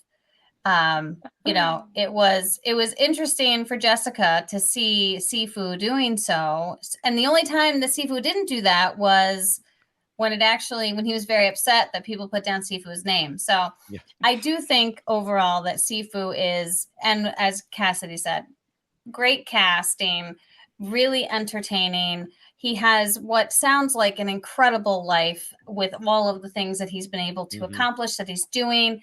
He is probably one of the most confident, sure of himself people I've ever seen, because he can take on the world and he can do everything. So that is great for Sefue. I really think it's great for Sefue. Unfortunately, he didn't take that energy and turn it into a game plan. He kind of approached, I think, Survivor the way that he approaches life, and that's just with full of enjoyment and wanting to experience everything and feel everything and touch everything and see everything, but didn't take the extra step and say, well, how do I turn this into a strategy to play this game for $1 million? And so I think we missed out on that part of his game because he just didn't come into it with that type of structure in place. I think Sefue played the game he wanted to play, and I think that was the way he wanted to approach the game as he does life. But that type of approach in this type of game is not going to get to the end. So he found himself always being the option as a vote because he didn't formulate the bonds and the connections that he needed to in order to carry him through. And that's why we always heard Sefue becoming that extra idea. Well, if we don't vote for this person, we can vote for Sefue. And that's what he always became. He didn't have that core group he needed to really move forward in the game. And he found himself always on the outs. As far as Kaleb is concerned, it's complete opposite. You know, Kaleb came into this game with an idea of how he wanted to play, of who he wanted to play the game with, and we heard all about him in pregame. This was a person who walked in the door day one and was playing this game. And whether or not that benefited him is a whole different side of things, because he clearly made a name for himself before anyone even knew what his name was when they were in pregame Ponderosa. And then once the game started, I think everyone got to see who this person truly was. I'm pretty sure that it was Brandon who said, if you're going to have a winner pick, it's that guy. And that's what he said pregame.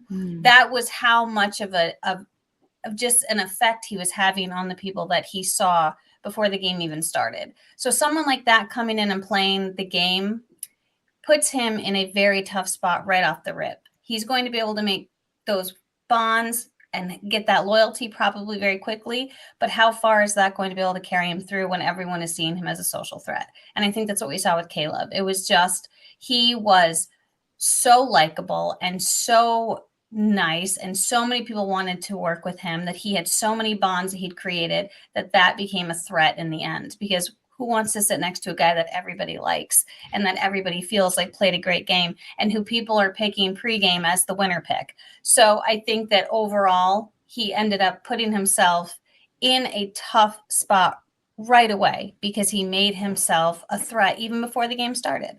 So it's unfortunate that Kaleb went out as well. Loved that he saved himself the shot in the dark. But I'm also loving the fact that we get to continue to see him on the jury, and we'll see how he helps maneuver and make decisions relative to who will win. But overall, he certainly was a great Survivor player, almost too good, because too many people liked him so much. So those would be my thoughts on Kaleb. Okay. Yeah. I second that, and that's exactly what I meant to say, actually.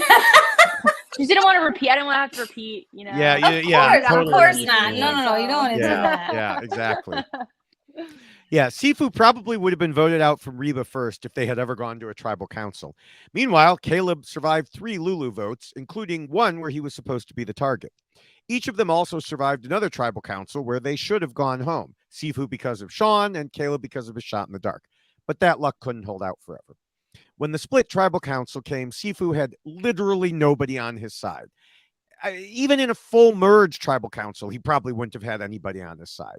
The only possible difference is that bigger target Kaleb would have been there in a full tribal council. Sefue painted an early target on himself by having a bit too much fun and not realizing how it would impact his game. We often talk about how just about anyone, or rather anything, can be used against someone at the beginning, and for Sefue, it stuck. Kaleb, of course, played the shot in the dark to save himself last week, but it only ended up as a 1-week stay of execution, because once you vote someone out unanimously, it's usually easy to vote them out again, at least in Survivor, maybe not Big Brother. He thought that he might be able to pull together the votes, but if it had been a full merge tribe vote, even Emily didn't see that happening. And if she can't make the math work, nobody can. Kaleb had been playing this game since the moment they all got to Fiji, and many other players saw it. Some liked it, but it put others on high alert. He was doing everything he could to sell himself, and it worked for a while. But once the merge hit and people saw him talking to everyone, it started to raise questions, specifically with Bruce. He wanted his allies to himself, not having outside bonds. And once he started pressing, others fell in line. Then Kaleb tried to save himself and made new enemies. Everything snowballed for him. He said at Tribal Council that he tried to take his foot off the gas that day, but like I said earlier, it was way too late for that. You can't undo in one day what started in the preseason, 2-3 weeks ago now at this point? Both Sefue and Kaleb put themselves into a particular light. Sefue was the wild card. Kaleb was also a wild card in a way because of worries that he would side against certain people. Sefue was a target of convenience because he had no allies. Kaleb was a threat because of worries that he had too many. And that is why Sefue and Kaleb lost. Amen. Yeah. Was that also just what you were going to say? This is why you guys run this podcast and I don't. But thank you for having me on all the same. Yes. Oh my gosh, we love having you on. I love live watching because I used to listen to you guys so often, just like through my headphones, and so now I get to like watch it, even if I'm like hardly participating. I'm like watching this whole thing play out. I'm like, front row seat, I need popcorn.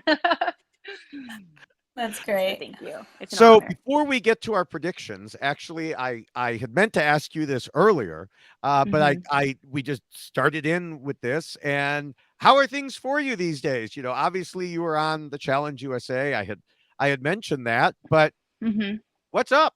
What's new? Yeah, it's been good. I feel like every time I'm on, I do one. I mean, I've only been on a show twice, but I feel like both times I've had to have like a period of recuperation, I guess, and just like taking it easy and chilling. And so I'm kind of coming out of that phase.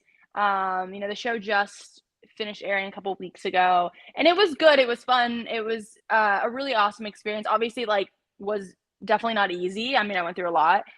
I think in both shows, but they were things that helped me grow and helps to build my character and my potential. And so it's been good. I don't have like a ton going on right now, but yeah, I mean, I feel like I feel very lucky for all the opportunities that I've gotten. And I just feel like this is such a cool phase of my life that I'm going through. And I'm really grateful for that. And, you know, we'll see if I get the opportunity to do another season of the Challenge or I don't know. I mean, I heard Jeff mention that there is a potential of a first boots versus runners up season.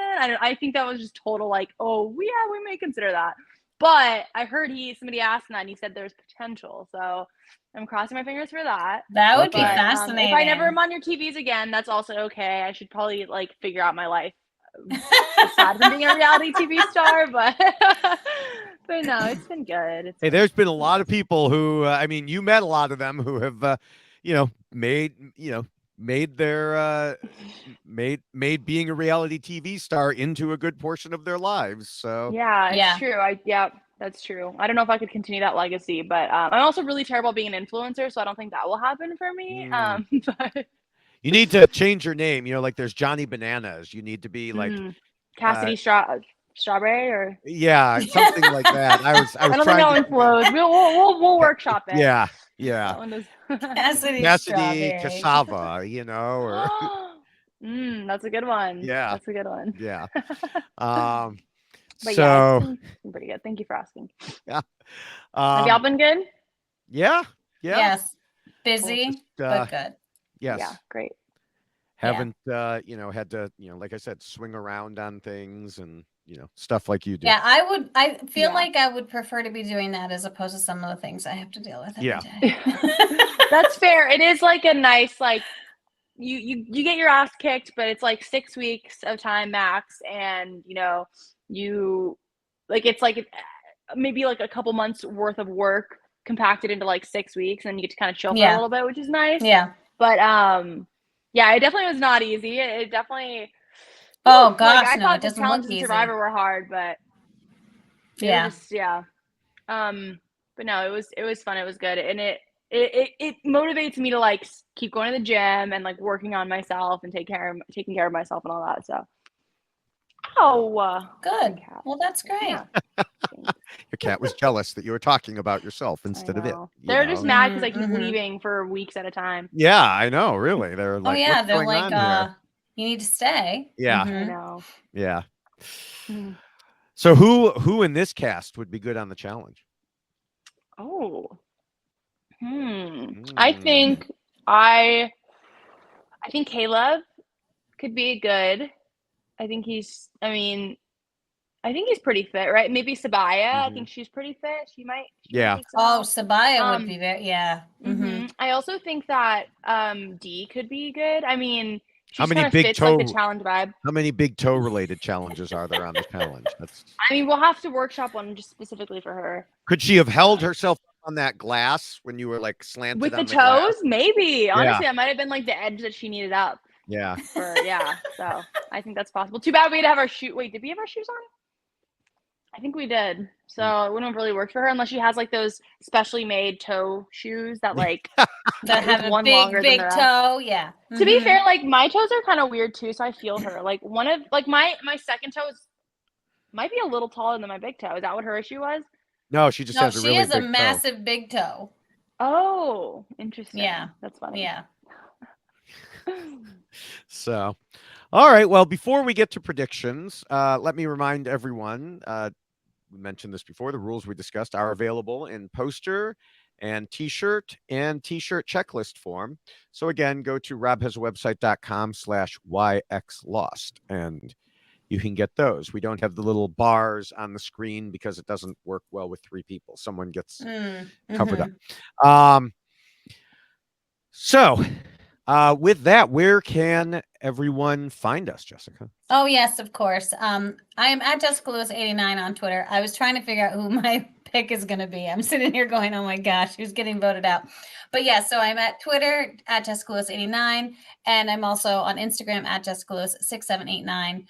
I am not as active as I have been in years past. However, I'm still there. I'm still posting. I definitely am posting during the episodes themselves. And I should say David Bloomberg is much more active in the social scene when it comes to all of the various locations you can find him in the universe. And he has his link tree, making it much easier for you to find in all of the locations that David Bloomberg exists. So there it is, his link tree, which is at, what is it, your actual link tree name? Linktree/David Bloomberg with a dot before the EE in Linktree. Or you can find me on most text-based platforms like Twitter and Blue Sky as at David Bloomberg, and video platforms as like TikTok, YouTube, and Instagram as at David Bloomberg TV. And I have been posting 3 or 4 videos per day at each of those video sites. A lot of them are just thoughts on Survivor and Big Brother. Obviously, not much more Big Brother left anymore. But still a few from the finale, and might be a few look backs in there. But then we have, I have them from Survivor UK and The Traitors Canada and House of Villains with Cassidy's friend Johnny Bananas.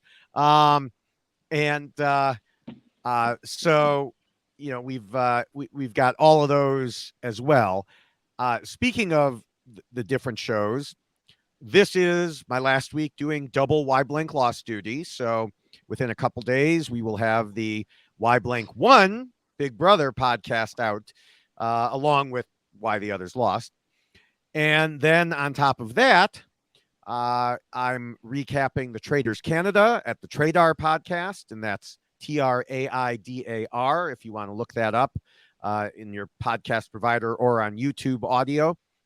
And I'm also podcasting there about Survivor UK with a co-host who lives in the UK but has never seen Survivor before. So it's interesting, especially since Survivor UK definitely has a very older vibe to it. I think I would love that. When does it start? Has it already started? Yeah, there have been 4 episodes so far, 2 per week. Okay. By the time this is, where do you watch it? Oh, RHAP has their ways. Okay. But like as like a casual viewer, how would I watch it? There are no way. There's no like Facebook group that you get the link for Australian. There are Facebook groups. Yes, okay. There are Facebook groups. Is that the probably Tribe one? Spoken Pod? Yes. Tribe? Yes. Okay. Right. I know what you mean. Yeah. And but it's like trying to be secret, but during the podcast. But the best way is to become a patron of RHAP. And then there are directions there. Yeah. Oh, gotcha. Okay. But yeah, it's very it's old. I don't even know that you would like it, Jessica, yet, because there's a lot of people who don't like it. I personally like it, even though it's very like, well, I'm the man and men should get together and vote out the weak women. Oh, I see. I won't like that. But there's other people there who are like, okay, I'm just going to let this guy do that, and then I'll cut him when the time is right. Sure. So right now, it's still in the phase of manly men. But Yeah, and that's, I think, why a lot of people don't like it, Cassidy, is for that reason. But it's a phase that Survivor goes through, and the UK people have not seen Survivor before. So it's like just watching it grow again, And so interesting. So yeah. Did the UK people not know that there's like 45 seasons they could have watched before playing? Some do, and some clearly did not. I mean, some of the people that have been voted out were like, I've never even heard of Survivor before.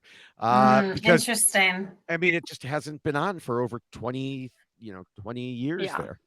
Yeah, that's fair. So yeah. With that, it is time for our predictions. Now, yeah. In the preview, some of the women are mentioning a women's alliance. So I am pretty confident that means there will not be a women's alliance. Yeah.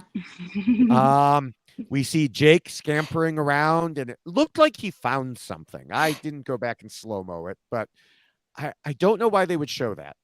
And he would seem to be a logical target. But with him being featured in the preview, I'm going to invoke Hubicki's Law and say he'll be safe. So where does that leave us? Maybe the Reba Bello war finally hits. And the question is whether Katurah will go back to Bello or not. I think she will. I think this was a one-time thing, siding, the way she did. I don't think she intends to suddenly just join Reba. Meanwhile, there has been all this discussion about Dee being a big threat, and then she won the challenge to make her a bigger threat. And I know that there are some people out there who are predicting Dee as a possible winner. I'm going to go crazy and say she gets voted out. Ooh, look at you. Interesting. Well, I am unsure because I feel like there are so many like core little groups that have formulated, because we've got like Drew and Austin, and I feel like Drew and Austin will come to each other's aid if something crazy were to happen. They do have an idol, so I don't think we need to worry about those two. We still have Kelly and Bruce, and Kelly did say something very interesting in this last episode where she said when she decides to vote Bruce out, it will have a drastic effect on the game or something along those lines. It was like this, that will be a deciding moment. And I don't think that we would necessarily be at that point yet. Yeah, same with me. And I also think there would have been more promotion about it. Like, there's a big moment, or it all comes to a head or something like that. Yeah, I feel like we're going to we've had such a kind of a big like moment here where we did end up seeing Kaleb go. I feel like we're going to have I think it's going to be kind of not a ho-hum, but I feel like they're going to be in a moment where they're like, okay, well, who can we all kind of get behind? And I feel like it's going to be Kendra. Because Kendra is also kind of one of those floating people where she's not formulated as strong ties as we see some of the other individuals here who have formulated those strong ties. I don't know. I'm leaning towards Kendra. Cassidy, you have any thoughts on that?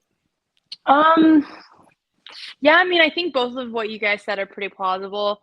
I haven't thought too much into what I think is going to happen next, but I know that, I mean, maybe there's a chance that Bruce goes home or gets targeted this next episode. I feel like his name's been said a lot, but you also said that there probably would be more in the preview about that, so I don't know.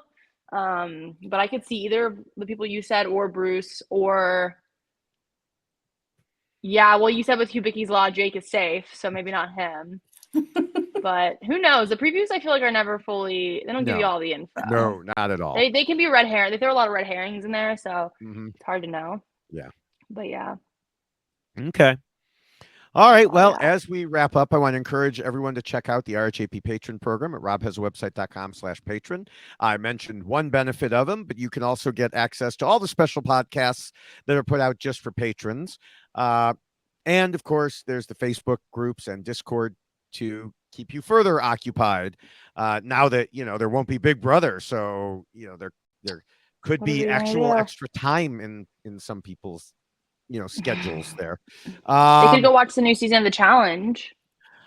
Yeah, or what's the show on Prime? But it is on MTV, so it's harder to watch. It's not on CBS anymore. So. Yeah.